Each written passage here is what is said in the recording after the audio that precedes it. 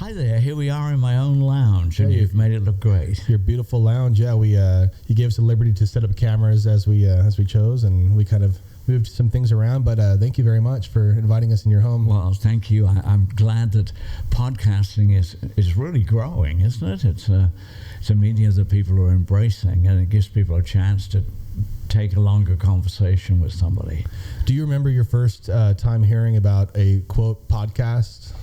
No, probably on NPR or something like that. They tend to keep up with what's happening, but now I hear about it all the time. Yeah, again, going because a lot of it is that free flow talk where you can't really get that. We're not on a certain clock, or you have to get to the commercial break, if you will. Right. So it's kind of nice to have these types of conversations, which we're living in the very moment. Exactly. Yeah. And you and I have become great friends over the past year, right? It's been about a year now. You've been one of the joys of my life because you keep me contemporary. I mean, I play material that, let's face it, was on the air 50 years ago. But when I talk to you and hear of, your band's bookings and everything else, it keeps me plugged into today, which is very important. Yes, but I'm also very inspired by the time and the era of which you were broadcasting, which is the Stones in that 60s, 50s area. Can we just get into that right now? Just talk a little bit about how you got into radio? Yes, certainly. My mother was always a kind of a go-getting person. But I think we have to predate my mother and go back to the war, if we may. Let's rewind. I'm an English war baby, and the war started in 1939, and they built a shelter in our garden called an Anderson shelter, which is an inverted U in the earth. And the earth comes up to a certain level, and there's no door on it in case there's an explosion and the door blows in and kills everybody. And the shelter's underground, but you can see out. And two types of bombs were dropped. One was an incendiary bomb, which was to catch in the eaves of houses and burn them down, and the other was explosives. And literally, I think one of my earliest memories is seeing an incendiary bomb land in the strawberry patch next door, and the adults in the shelter didn't know how to handle it. And someone climbed out of the shelter and threw water on the bomb, and all that does is make it fizz more and spew out sulfur more. And I can remember the adults saying, don't throw water, throw earth, and to put this bomb out. So it was a strange way to enter the planet and its goings on, and the only escape really for a little kid was the radio. And the radio was furniture in those days, and it was taller than I was, and I would stand behind it and pretend to be a radio announcer. And what age were you when you were endeavoring all this stuff? Well, I became conscious of the war when I was 4 or 5, and then the war ended. Lots of comings and goings of uncles and aunts in military uniforms. And I'd also, since we're talking and we're in America, I'd just like to say, and it's not up to me to say it, but somebody has to say thank you to America for the food parcels and everything else that we got. In England, you would send, America would send these food parcels, and I remember one of the items was a khaki-colored can, and it had yellow powder in it, and you mixed the yellow powder with water, and it became an omelet. And we stayed alive on these food parcels. So I want to say thank you now. Thank you to the U.S. for providing that. for providing that and caring enough to come to our aid. There was a time that England stood alone, against Germany, and it was a pretty grim period. And to leave the war behind, to get out of a war is. People say it ended in 1945, which it did. The hostilities ended. But the war didn't end with its effect on people until the mid-1950s or so, because rationing still went on. Everything was rationed, clothing and gasoline and what have you. And then the British just got fed up with it. But to answer your point, my mother was a kind of a go-getter, and she sent me for lessons. I was in a school play, and somebody from the BBC saw me. And they spoke to my mother, and they said, if you send Don to this lady for a year, we will sign him to be in a program called Children's Hour, which was put on by children. So I started to broadcast at 12. my first BBC contract at 12, and I stayed with them until I went into the Air Force when I was 18. So when you walked into that, the BBC at 12, do you remember, can you tell me just a quick story of walking in through the doors and your thoughts? Well, it was like a world I'd never seen. I mean, our house was a humble house, and here we were at the BBC, and there was a young lady sitting in the waiting room, and at 12, I didn't have any social graces, but I felt I should speak to her. We were alone. I said, "How do you do? I'm so-and-so." And she said, "Oh, hello, I'm Petula Clark." And it was Petula who was starting her career in radio at the time. And there was no television, of course. Well, television had been created, but people didn't have it.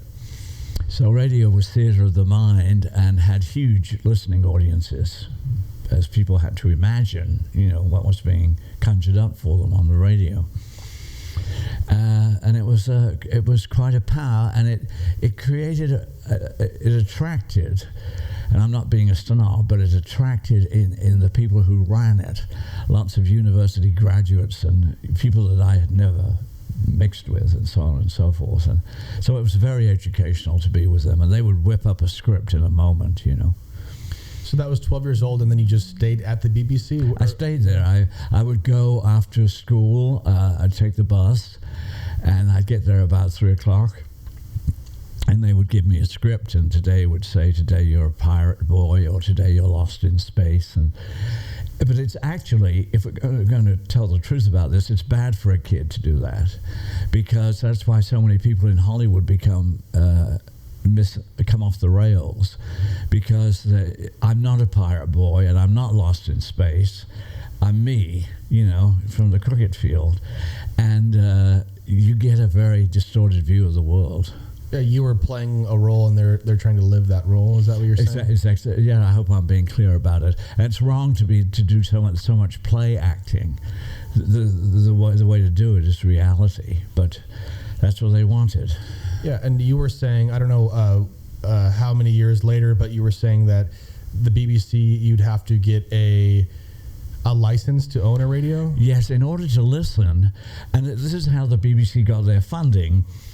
They ran off radio licenses and later television licenses, and in order to listen, you would go to the post office and buy a license.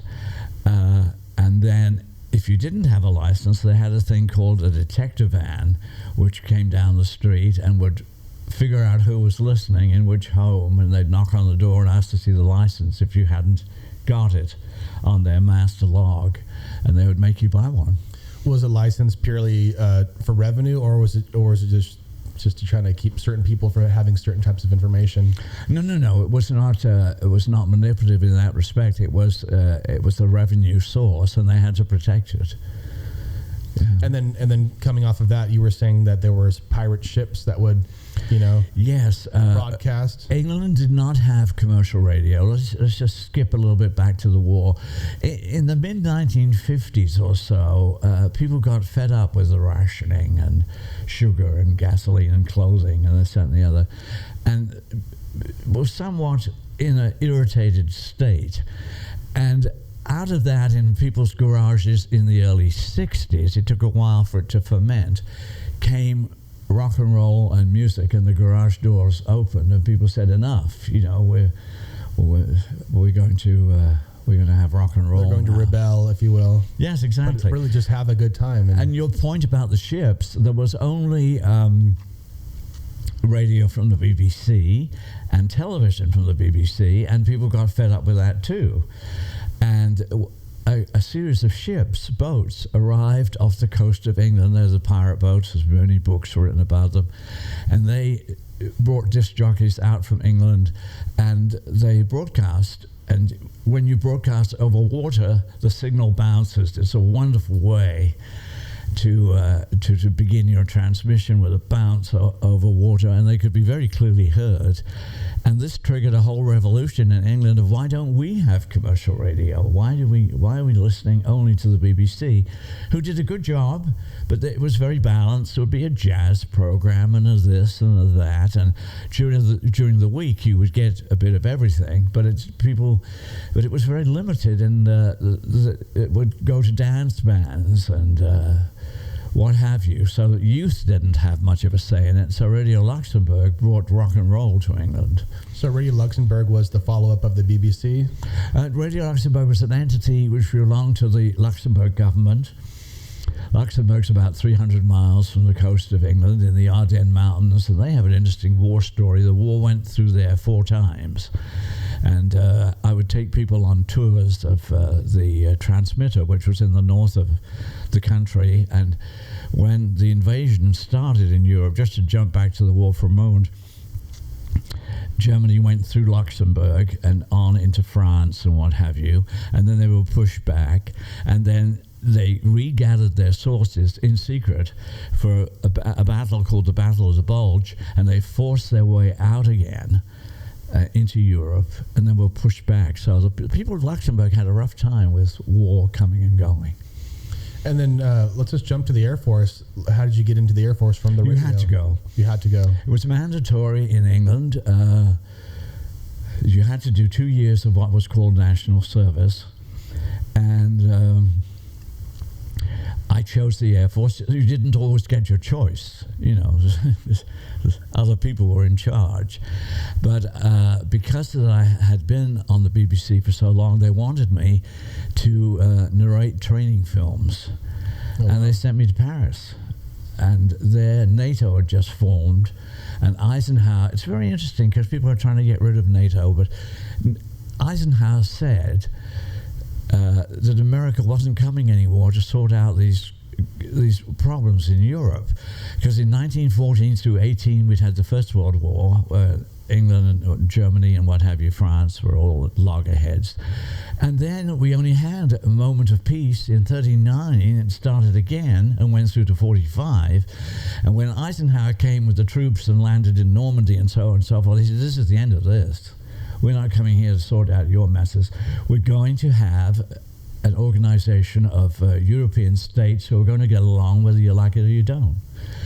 And since then, of course, it's all been quiet. And I was at NATO working the day that the Germany was reintegrated into NATO. And that was tough, because there were tough American army people who'd actually fought Germans, and now here they were forced to be in the same office with them. It was very interesting psychologically. How many years later was that? Did they meet up and try to well, I was there. I was in Paris in 1959, and that's when they came back. And the war ended in 45. So you do the math, whatever that is. It took a while, but Europe healed and became, as you know, the idea was born to, instead of everybody having individual economies, that they would work together, and it worked pretty well until recently. And what was happening in England, and I think it needs to be explained, is that if you were a Dutch person and I'm a Frenchman, we're in the common market, and you and I decide we're going to work in London. So off we go to London and we do whatever jobs we do, but we slowly, by doing that, we changed the character of the country. And England was getting very upset that we were losing our national identity and that the pubs were being run by French people. And it's perfectly legal, you know, to move. And it's rather wonderful, really. You could go and work in Spain and what have you. But it was changing the character of England, and the English were resenting it dreadfully. And that's why this Brexit thing came up. Now, how it's going to go, I don't know. Yeah, and I don't really want to get too much into modern day politics, because I really want to get the life of Don Wardell, which is okay. But just because we're kind of a neutral podcast, and I have no agenda. I think we all have our thoughts on things, but I want to get to know more about you. So can we talk a bit about how you got to where I met you now? I mean, traveling to Palm Springs, California. Yes, it's a long journey. I got out of the Air Force, and I got into the record business at the Decca Record Company in London. There were only really 2 record companies in London, EMI and Decca.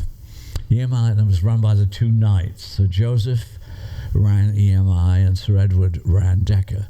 Decca had come to fame for inventing radar and saving our rear ends. And then they branched into recordings. And there was a man there, a wonderful man called Dick Rowe, who was the head of A&R, who is much maligned for having turned down the Beatles. But I heard that tape, and if you had heard that tape, you would have turned them down too. Do you remember the number they were performing? No, I don't. But it was a cover, possibly. Well, yes, because everything was a cover. They had started to write, but I'm just trying to recall it.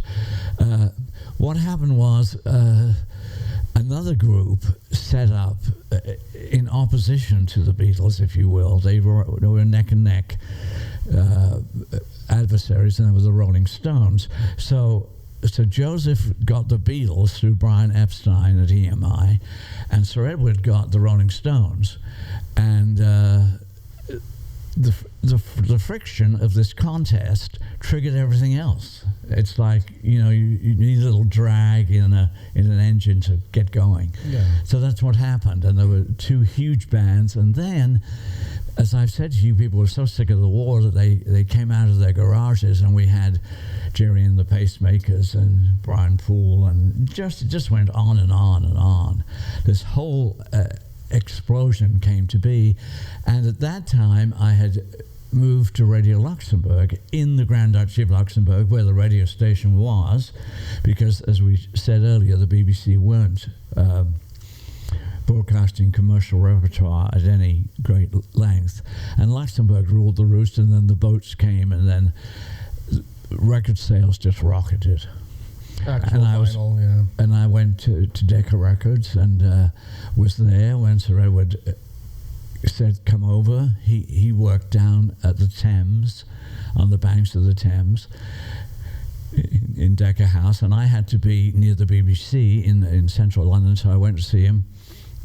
And he said, the Stones are leaving, and I'm not getting what I want out of the American market, and I wondered if you would go there. It was very flattering. And I said, well, I have no idea. I've never been to America. So he said, well, think about it. So I went to see my father, who at that time was digging the garden. I turned up unexpectedly, and I said, Sir Edward's offered me a job in America, and I don't know whether to go or not. And my father gave me some great advice. He said, I cannot tell you whether to go, but I can tell you this. If you say no to this, you'll say no the rest of your life. So it was a slap in the face. I said yes and went off to New York in 1973. Do you remember packing your bags, loading onto the plane, your thoughts of that adventure? Fear, I think, mostly. Really? Because America had a reputation, and I'm not being rude, there were lots of murders in New York. I mean, it was very, very, they were going through a tough time in law enforcement, and it was not a place that you wanted to particularly seek out, and there I was going to live there. But it all worked out. And did they already have living arrangements, or did you have to go there? And no, I had to go and do all that. So how did that work? I just want to hear. You landed off. Where'd you land? What was the airport? Kennedy. Okay, you landed in Kennedy, and then you take a taxi. Take a taxi, and I took it to the office that Sir Edward had rented on 57th Street, and it had an extra room in it, and I put a bed in there, and I was living there. And a lady called Shirley from the BBC, who I knew would come in the week, and then I would live there 7 days a week. And eventually, because I didn't want to make any mistakes as regards housing, I didn't know what I wanted to. I didn't know the areas, the Upper East Side and the village and this and the other. So it took me time to figure all that out where I wanted to be. That's what happened. But I lived in the office. A totally different type of rhythm living, right? It's fast paced and actually open and energetic people. And I would say to them, we want to do this and we want to do that. And we had a group called 10cc, and they broke open for us. And we had the Rocky Horror Show, which someone had signed when it appeared in London. We had a version of that. We didn't have the soundtrack, but we got a hit single. It was Beach Baby, and things slowly began to happen. This is not a... You and I can't open a record company tomorrow and have a hit by Friday. It's going to take a while. Wow, yeah. So you were in New York, and then after New York, where did you go? Well, excuse me, I need a sip of soda water. Oh, thank you. I worked in New York, and one day we'd moved by then. We'd moved offices down to the waterfront, a dump, and I was there one Christmas Eve alone, and the phone rang. In this huge warehouse was this phone, and it wouldn't stop ringing. I thought, well, it was like 20 minutes. I thought, I'll go find this phone, and I picked it up and said, what have you. And this voice said, oh, my name is Bob Summer. I'm the president of RCA Records, and I want to talk to Don Wardell. I said, well, Mr. Summer, it's Don speaking. I know who you are. He said, well, I want you to come and see me if you would. And I said, well, it's Christmas Eve.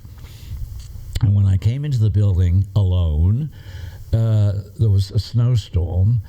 And where are you? And he said, I'm at Rockefeller Center, blah, blah, blah. And I said, well, okay, I'll give it a shot, but I don't know whether any traffic's going to come along the street, because I was down on the west side. So I got there, and I went to see him, and he offered me a job, and I moved from London, Decca, to RCA, which was a whole new world, because the Decca material had all been grown in England, if you will. And the RCA Victor material with Grace Slick and Mr. Mister and on and on and on was all American. So I got to do a lot of touring of America, and I was in product management. So if you were the airplane, as they were then, they became the Starship, and they became all sorts of things. We would discuss your marketing plan and the album cover, and we'd listen and get some kind of plan of where we were going, and which would be the singles. The singles drive the albums. And there was a lot of work. There was I think I was assigned to 20 or 30 bands. And I was constantly traveling and so on and so forth. But it was a wonderful view of how it all worked. So you weren't broadcasting then, you were just on the... No, I was absolutely behind the scenes. Got you, which is fun. I mean, it was another view of it all. What was one band in particular that you fancied the most, I guess? Well, when Mr. Mister came along, that was kind of exciting. They had something that was, and Bruce Hornsby and the Range were signed, and Bruce is extremely talented pianist. And of course, the Starship were going through endless permutations. And Grace spun off on her own, and I went on the road with Grace Slick for a couple of years, and she is the most wonderful person. I mean, she has the worst publicity, and somebody said to me, God, you're going to work with Grace Slick, you'll never survive. Well, we had a wonderful time together. I think of her with great affection. She's writing children's novels now. Oh, wow, that's very nice. And then from RCA, what was your next venture? Well, RCA were then... The record business is in cones of activity, if you will. So I was in New York with them, and then Bob Summer, who I told you had telephoned me, called me and said, presence in Los Angeles is not what it should be, and the music is in Los Angeles. At that time, A&M had started, and the Carpenters were here, and, it was just a whole thing was going on in Los Angeles, and we had no part of it. We were driven really by New York. So he said, would you go to Los Angeles? So I seem to have got the reputation as a traveling whatever. And when you said to me, what were your impressions arriving in New York? And they were, I lost a bag on the baggage claim, and I was too frightened to ask for it because I thought I would be killed. Oh. It's so stupid, I can't tell you. So, but I don't remember anything else with that. But I do remember when I went to Los Angeles, I went with my bicycle, which came down the conveyor belt, and I thought, oh well, I'm a different person now. Years later, New York was like 73 to to maybe 80, and then the person that got off the plane in Los Angeles had more going on for him. But that was been through working and meeting people like you. You know, we English are kind of introverted, and as you touched on, all of that excitement and that was in New York and the late nights. I mean, you wouldn't dream of going out until 11. And what's the point? It's going to be out till 4. So it was a whole different lifestyle. And in Los Angeles, it was different again, because Los Angeles is an earlier town. But I had then part of the fire that was America, which I think you have to have.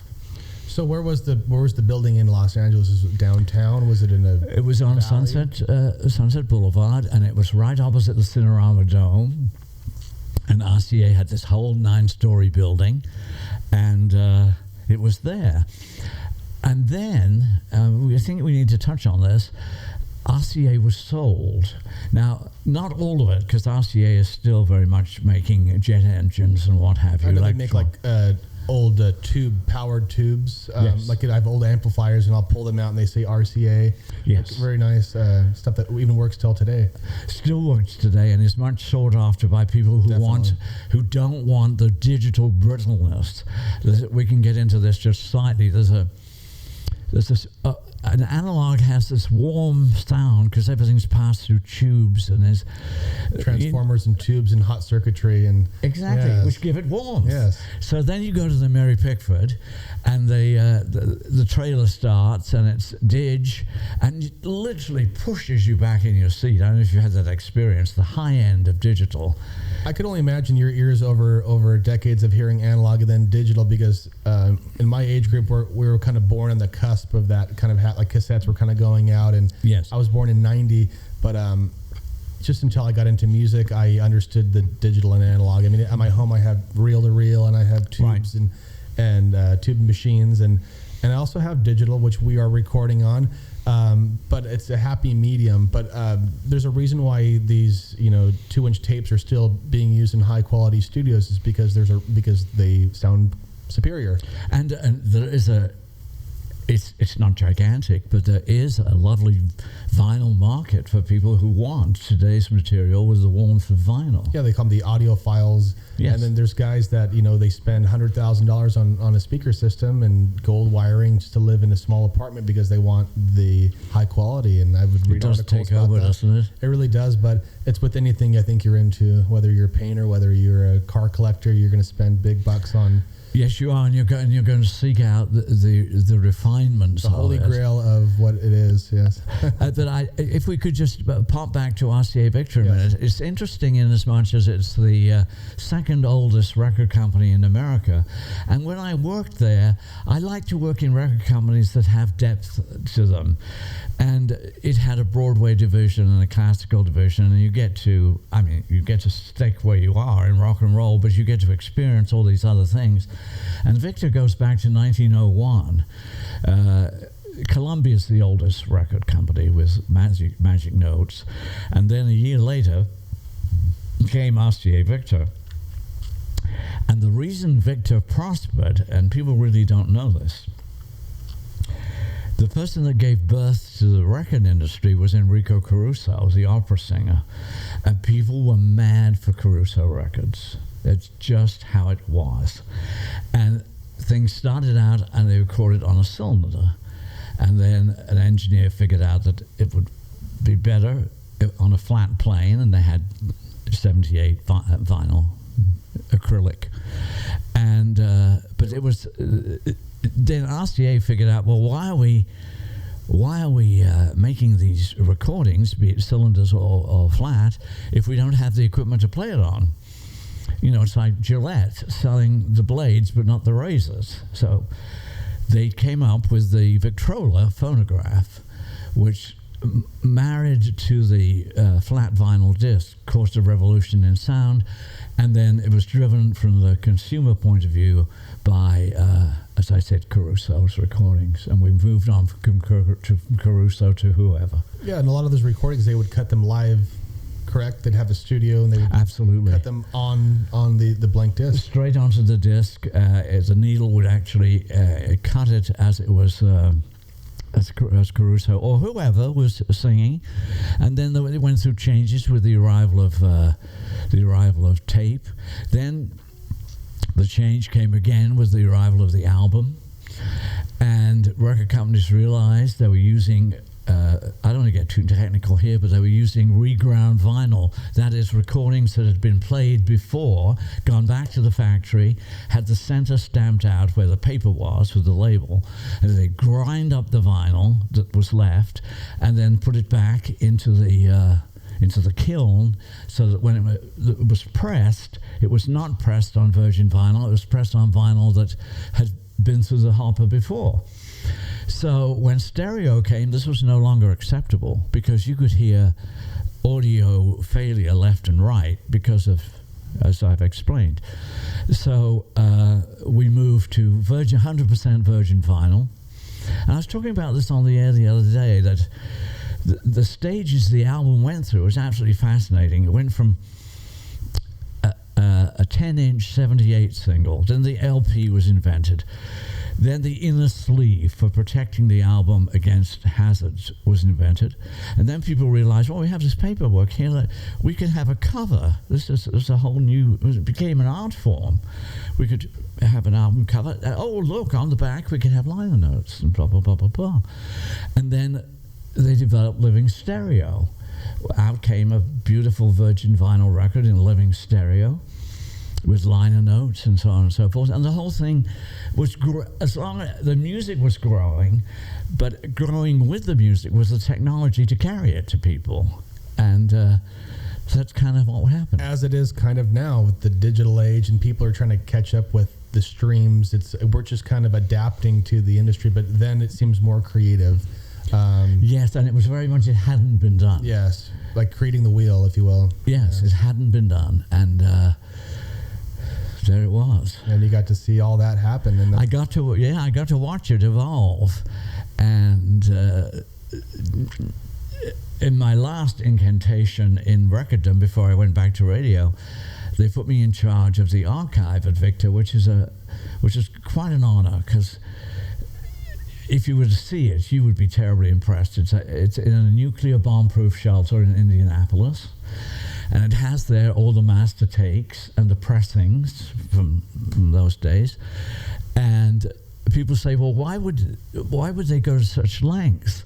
Well, Madison Avenue may decide tomorrow to market a sort of a retro-looking car or whatever, and want some big band material. And they go to Victor, and you will license Artie Shaw from out of the nuclear vault, and you'll get your 30 seconds original backing track of Artie Shaw. And this generates an enormous amount of money, apart from the fact it is the history of America. I mean, it's, along with two things happened: the camera and recording. And that way we got to capture vision and sound. And this has to be protected for the future. It's the way we were. And yes, we still sell it, but it's a part of the way that people grew up, and it's part of the fabric of society. So they have these vaults which are treasured, and out comes the material. Did you ever have to bake the tapes? I know that's part of something where you can take the tape out and you kind of heat it up. Like, tape is very sensitive. Have you ever heard of that? Yes. People doing that? Yes. And we have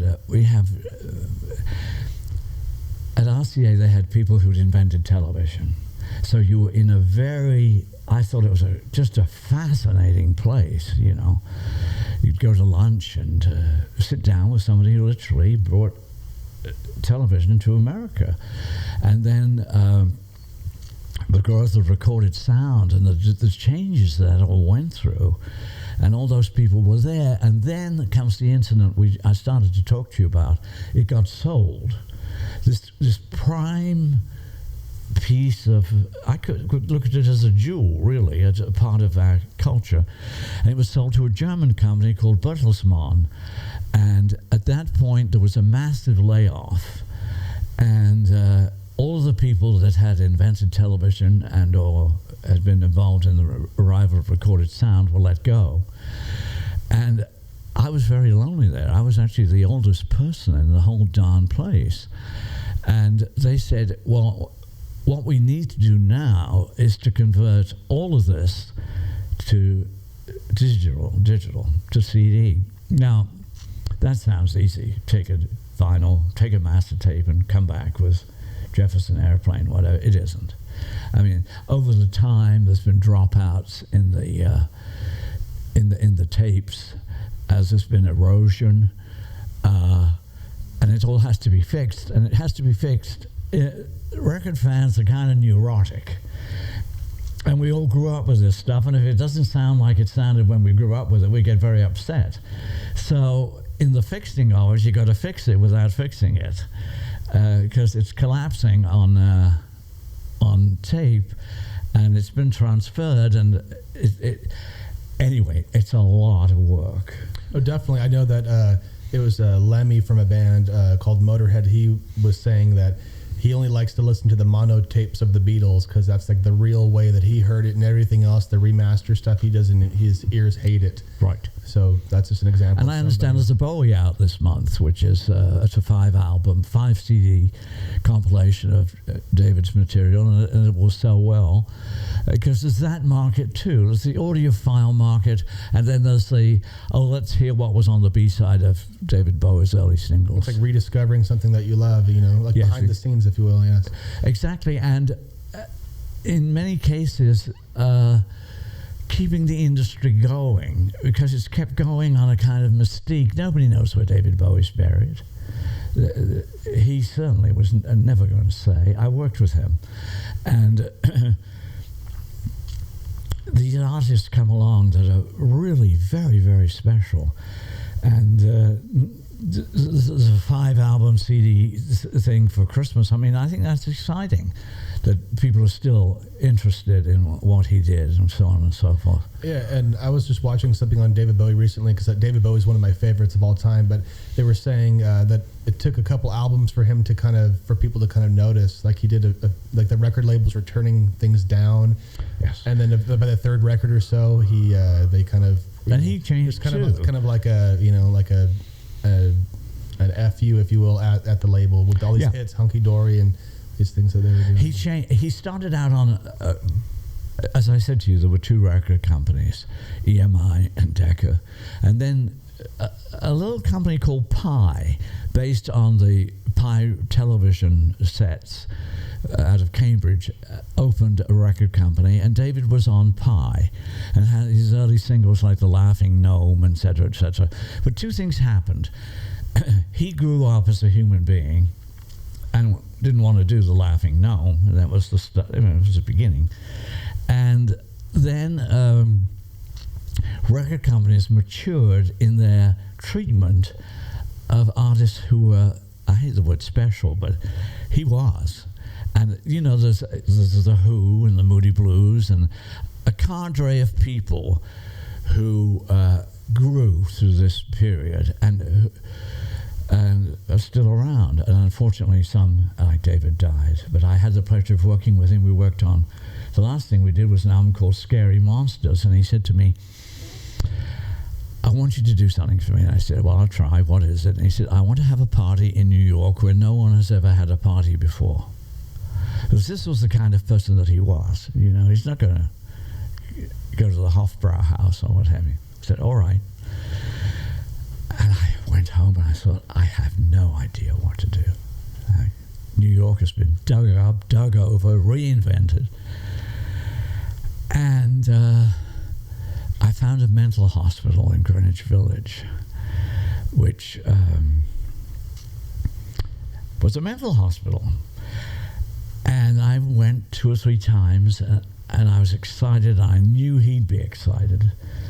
But I didn't feel it was right, because it was the way it was constructed was to house people who were having mental issues, and it was in a long corridor, and there was no overall space where you could come together.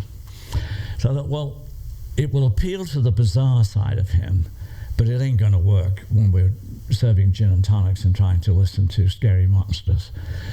So I had a friend who was an explorer who had gone to the South Pole, and he said, on the east side of Manhattan, there's an explorers club that has all these polar bears in it.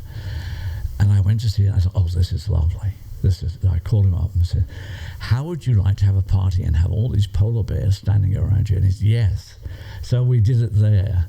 And but that was the kind of task he'd give you to do. Or we'd be walking through Chicago, and he was appearing in The Elephant Man, and had to have his blender with him. And then we were in a heat wave in Chicago, and I said, well, I'll carry the blender, but only for 3 blocks, and then you've got to carry it.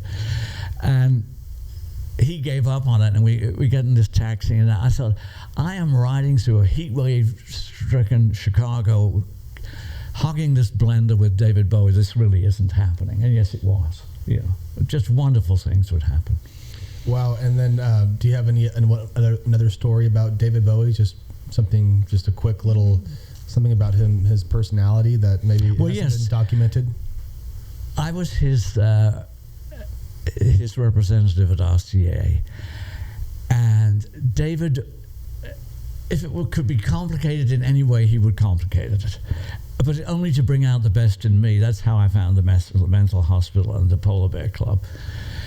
And he had an associate called Karen, so they would sign their, and he lived in Switzerland, so they would sign their telexes and telegrams BOCO, so you didn't know if David Bowie had sent it to you or Karen had sent it to you. And that brought different reactions. Karen can wait a day, David we got to deal with right away. So that's always something that amused me. And there was something else, but it slipped my mind now. But he was a joy to work with because he kept you on your toes, And he was well-read and a very intelligent man. Very, and already way ahead of you. I mean, he was at we were doing Scary Monsters. He was on to whatever else. That to him was yesterday. He was moving fast.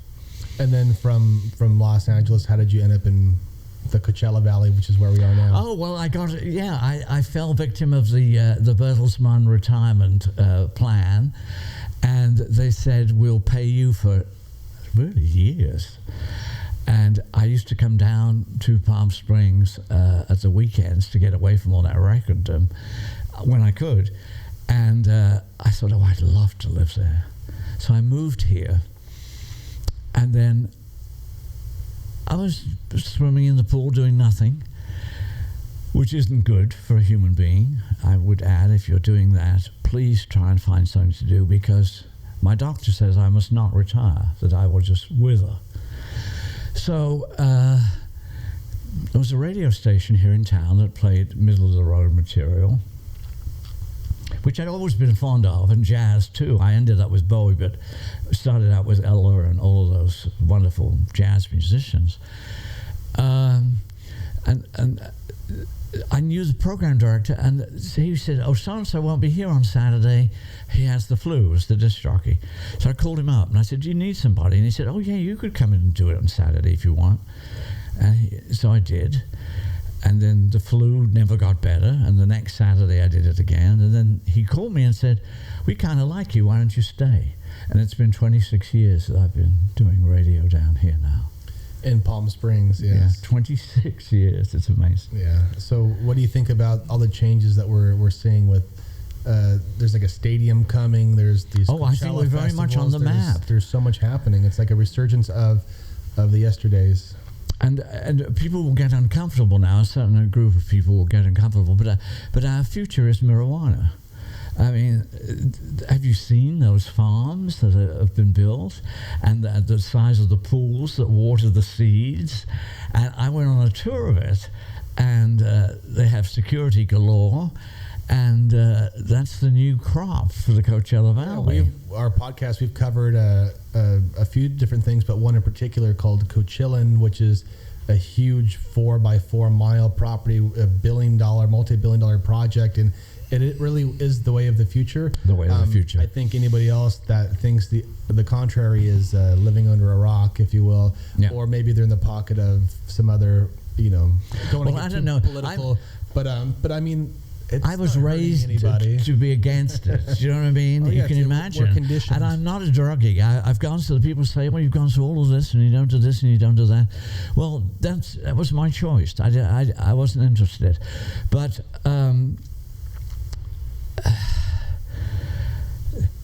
I had to put my prejudice in my back pocket and realize that things have changed. I don't use marijuana. If Harry and Vera want to use it, fabulous. It's nothing to do with me. But it's a big head change from people being arrested for having granules in their ashtray. And definitely, but there's also the other side of it where people use it topically, where there's no psychoactive I agree with you. If you have a joint issue, and there's also, there's other sides of it, but a lot of people like to focus on the psychedelic side of things. Yes, there's great healing properties, and people have benefited enormously, and people with glaucoma and aches and pains, and I have to come clean and just say I'm going through a transition with it. Yes. Yeah, no, it's one of those things where we are conditioned. It's even like maybe a prohibition of alcohol. Oh, exactly. That's what things are gonna. That's what I envision it. X amount of years from now, we're gonna be like, well, this plant caused such a ruckus. Oh, yes, exactly. Just like, wow, you couldn't have a gin and tonic in the 20s. Ludicrous. And what did people do? They went and had a gin and tonic. They were determined to find it one way or another. So all you do is breed the underground and make people rich because you can't get it in a conventional fashion, and it drives crime. So legalize it. Were you ever in the recording studio with these artists like the Stones or Bowie, when you were around, and were they hotboxing the room with marijuana? Was that, because I've heard stories of Deep Purple where they were recording a song, or even with the Stones, and the cops come and Mick Jagger has to distract them while they air the room out. I've heard stories like that. Because I would say that I have no experience of that. I'm not going to cop to anything, but I would say those stories are probably true. Mm-hmm. There was a period that people, in order to deliver their recorded personality, felt they had to alter it. Nowadays, everybody's on, we're going to our yoga lesson and we're getting in touch with our core. So, yes, you're right. It was driven by all of that behavior. I didn't participate in it, and I chose not to. Yeah, well, even with the Beatles, they were very vocal on the acceptance of marijuana, LSD, and those types of things. But maybe it worked for them. But because they were already geniuses, maybe that was the case. Jimi Hendrix. Well, I think to move to the next level, I mean, She Loves You, yeah, is a long way from I'm Sgt. Pepper's Lonely Hearts Club Band. Something went on. These people grew. I have a kind of a funny story about, we did a radio show together, and it's still available. The BBC served tea in the afternoon, and that's how it was. You had tea brought in on trays, and somebody, Nigel, who was their roadie, he went out and said, I think we could go outside, because this was the point of complete Beatlemania, and there was a wall outside the BBC, and we went out and we had these 4 cups, and I sat with them. And we sat there drinking tea on this wall, and nobody bothered us. Now, this is in the eye of the storm, then a bus would go by, and a girl on the bus would get it. So that was the 4 of them. But she was beating on the bus. She couldn't get out of the bus. And we had about 20 minutes and that's unheard of. They were a sensation. We had 20 minutes out there, and they said, isn't this terrific? And I said, well, this is how I live, but for you it must be marvelous to not be bothered by all of this. Do you ever get jaded by being around this type of thing, or music, or do you still... I limit my exposure to it. Yes. And I ask people in the car not to play the car radio. I don't want to hear it, because all it does in me is say, oh, that shouldn't have been there, and now we need an instrumental, and that's too many commercials, and and I don't want to be bothered with it. Yeah, so definitely.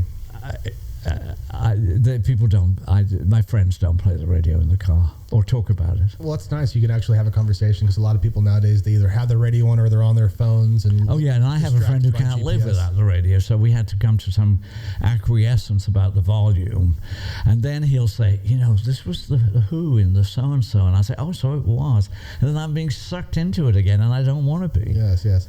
So whenever you do besides your radio show, which we work together at the station in Palm Springs, so I can kind of hear you. You're kind of an earshot away from me with the music and things like that. But what are you listening to, if ever, like at your home? Are you just watching? I mean, this is I'm doing myself in right now, but an interesting morsel for music lovers, and they'll laugh, but they love this kind of thing, and I found it. There's a Joe Pesci album out. You know who he is? Yes, the actor, yes. Well, it's a jazz album for the ages. It's absolutely wonderful, so I listen to that. And the other thing that I'm really keen on, and it's totally not involved in that, is books on tape. I mean, I can't be sitting for hours reading, but if someone will read it to me, I think it's terrific. So I'm not really much use to you in terms of rock and roll and how. No, that's fine. I want to get what you really are about, not what people want to. I'm about the Joe Pesci album. I'm about books on tape. I'm about detective fiction. I have finished my first movie script and have a director, and I don't want to break his anonymity or to discuss the plot, but that's the next move, is to do that. And that's what I'm about, really. Yeah. And then we're going to wrap it up shortly, but can we just talk really quickly about you are a Grammy Award-winning radio host? What was the Grammy for? It was for a show? It was for a series of albums for Frank Sinatra, who worked with the Dorsey Band from 40 to 42. He was the boy vocalist, and these records were scattered everywhere, and they were put together, and it was judged the best historical album of 1980 something. I mean, it's years ago now. And I've done over 280 compilations of, the best of this and the best of that. So that was what that was about. That was what that's for, yeah. So for what it's worth, that's an accomplishment. I think it's grand just to have. I mean, you deserve that and a hundredfold. So and I'm glad that we are friends, and I am too. You've opened a new door to me. We have our breakfast together, and we have the mornings before the radio. It's great.